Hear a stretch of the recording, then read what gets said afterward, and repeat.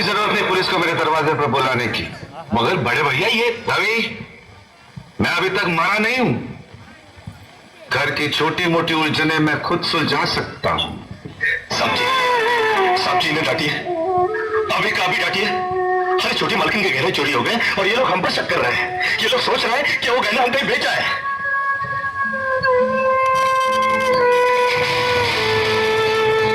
बाकी के रुपए कहां है कृष्णा?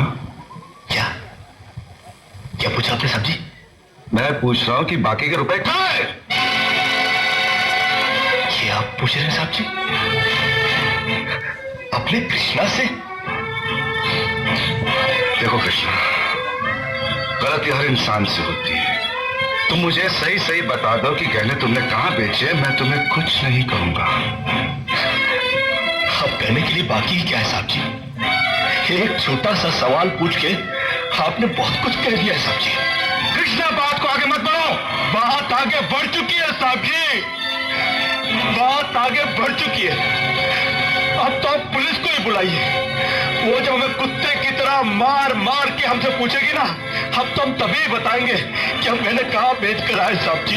मत कहो मुझे साहब जी। इसी साहब जी की इज्जत आज तुमने मिट्टी में मिला दी। क्या कुछ नहीं किया था मैंने तुम्हारे लिए, उसका मुझे तुमने ये बतला दिया। होती जिस दिन मेरी फैक्ट्री जलकर राख हो गई थी और मैं बर्बाद हो गया था, मुझे उतना दुख नहीं हुआ था कृष्णा जितना आज हुआ जब तुमने इस घर में चोरी की है। साहब जी,